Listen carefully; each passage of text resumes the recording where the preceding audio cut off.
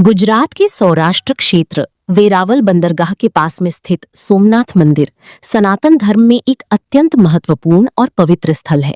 ये भगवान शिव के 12 ज्योतिर्लिंगों में से प्रथम ज्योतिर्लिंग माना जाता है। सोमनाथ मंदिर से जुड़ी कुछ खास और महत्वपूर्ण बातें इस प्रकार हैं। पहला, पौराणिक कथा और नाम का रहस्य। चंद्रदेव से जुड़ा इतिहास। पौराणिक मान्यताओं के अनुसार सोम अर्थात चंद्रमा को उनके ससुर राजा दक्ष ने क्षय रोग का श्राप दिया था।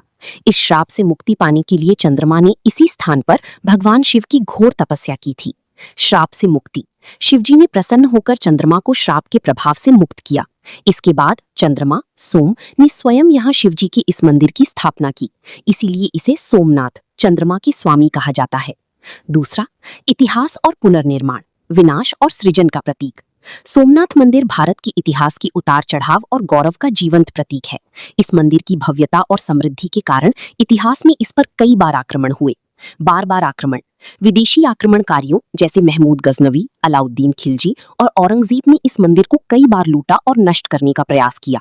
आधुनिक स्वरूप।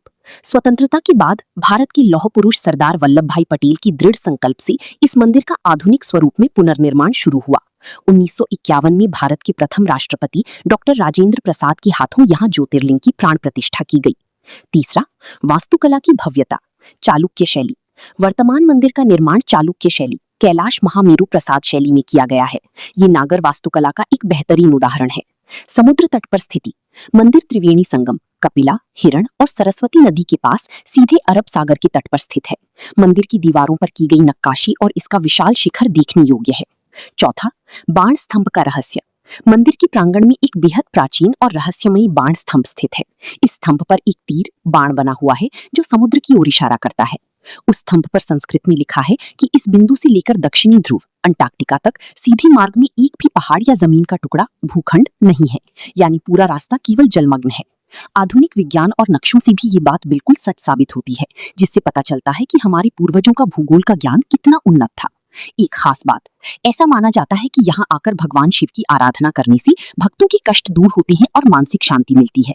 शाम के समय यहाँ होने वाली आरती और लाइट एंड साउंड शो का अनुभव बेहद दिव्य होता है।